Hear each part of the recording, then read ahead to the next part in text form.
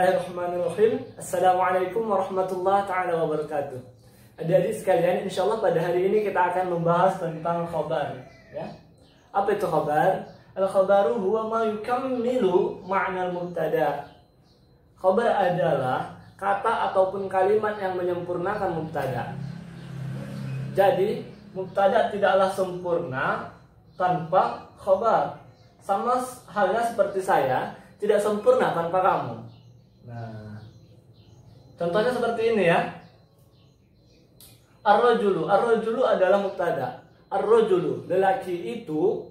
Nah, ada apa dengan lelaki itu? Kan begitu. Maknanya belum sempurna, maka harus ditambah dengan khabar. Ar-rajulu jamilun.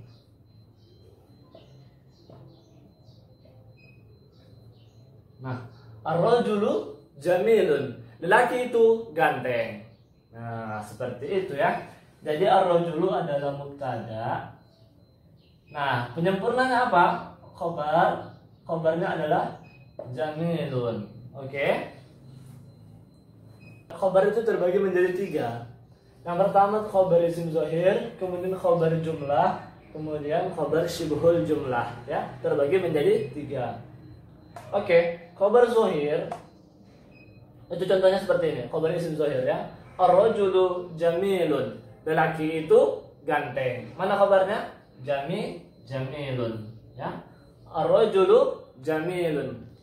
Ar-rajulu mubtada, jamilun khabar, ya. Kemudian contohnya lagi, ar-rajulani jamilani. Nah, ar-rajulani jamilani. Ar-rajulani sebagai mubtada, jamilani sebagai khabar, ya. Kemudian Aisyatu jamilatun. Aisyah adalah orang yang cantik. Jadi khabar isim zahir haruslah marfu'. Nah, ar-rajulu jamilun. Marfu'nya dengan apa? Dengan dhammah. Ar-rajulani jamilani. Jamilani marfu'nya dengan apa? Isim tasniyah. Dengan alif ya, dengan alif. Jadi khabar isim zahir haruslah marfu'. Kemudian khabar isim zahir harus menyamai mubtada'nya dalam bilangannya ya, dalam bilangannya. Kalau mubtada'nya mufrad tunggal, maka khabarnya harus tunggal. Contohnya ar-rajulu jamilun. Kalau mubtada'nya isim tasniyah 2, maka khabarnya harus 2. Ar-rajulani, 2 orang laki-laki itu jamilani. Ganteng keduanya, ya. Kalau dia jamak, mubtada'nya jamak, maka khabarnya harus jamak juga. Ar-rajuluna jamiluna, ya. Nah, yang ketiga, khabar harus menyamai mubtada'nya dalam jenisnya, ya, dalam jenisnya. Kalau muzakkar mubtada'nya, maka khabarnya harus muzakkar. Kalau mubtada'nya muannats, maka khabarnya harus muannats, ya. Contohnya seperti ini, Aisyatu jamilatun. Aisyah adalah orang yang cantik. Jamilatun adalah khabarnya. Nah, tidak boleh kita bilang Aisyatu jamilun. Nah, ini salah ya. Dia harus pakai tak marbutoh. Aisyatu jamilatun. Ya, Aisyatu jamilatun. Aisyah adalah orang yang cantik, ya. Akan tetapi jika mubtada'nya berupa isim yang tidak berakal, isim jamak yang tidak berakal, maka khabarnya boleh muannats ataupun jamak muannats. Contohnya seperti ini. As-sayyaratu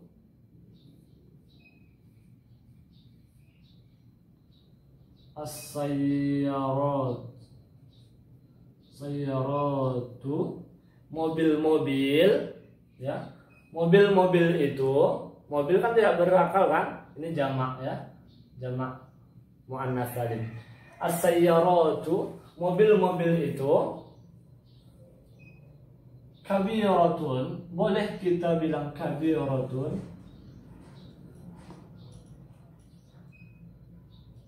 kabiratun, ataupun kabiratun.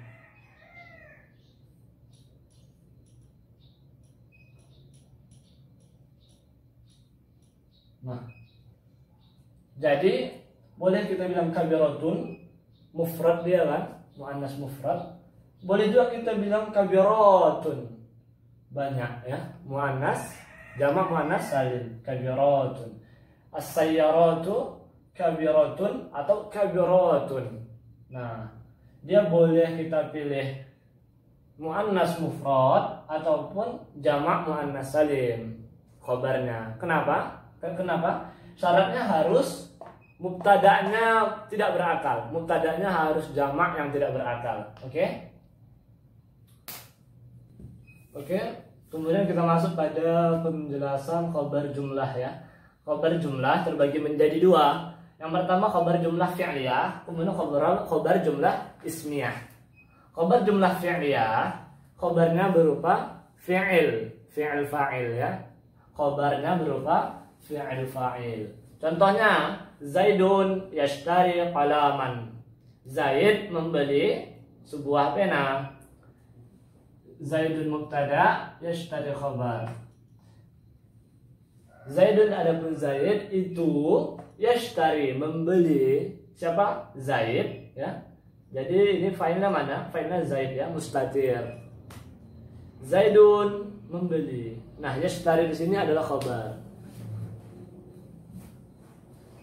Kemudian contoh lain ya, Zaidun yadhabu ila suqi. Zaid pergi ke pasar. Pokoknya khabarnya itu berupa fi'il ya, fi'il dan fa'il.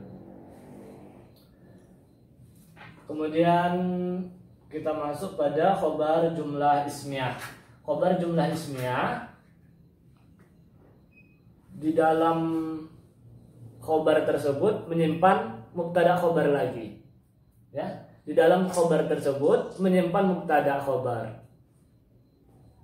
Contohnya seperti ini, an-najahu asasuhu al-amalu. An-najahu adalah mubtada, asasuhu adalah khobar, tapi menyimpan juga mubtada.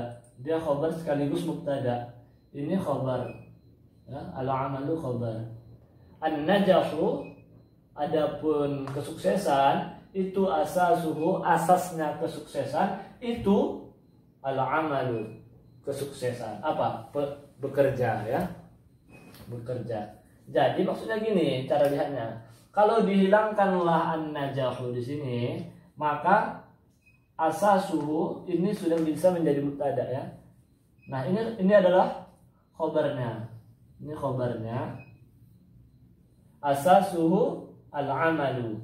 Nah, di dalam khabar ini kan menyimpan mubtada juga. Asasuhu, adapun apa namanya?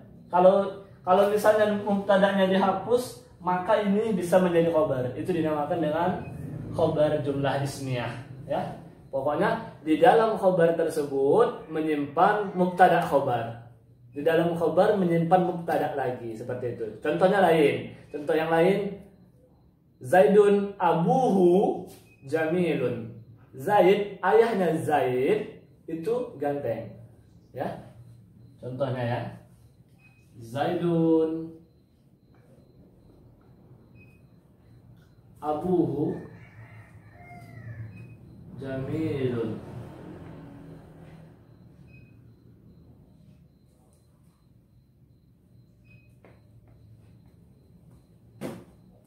Ya.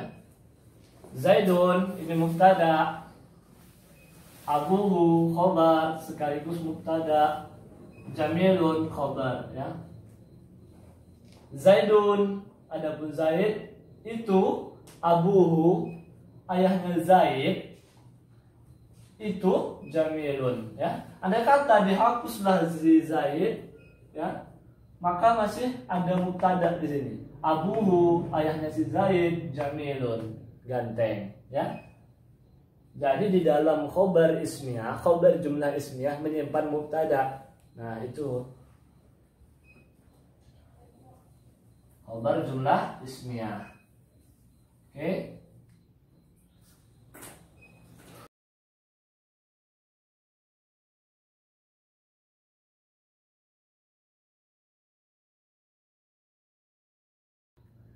Oke, selanjutnya kita masuk pembahasan pada khobar syibhul jumlah, ya.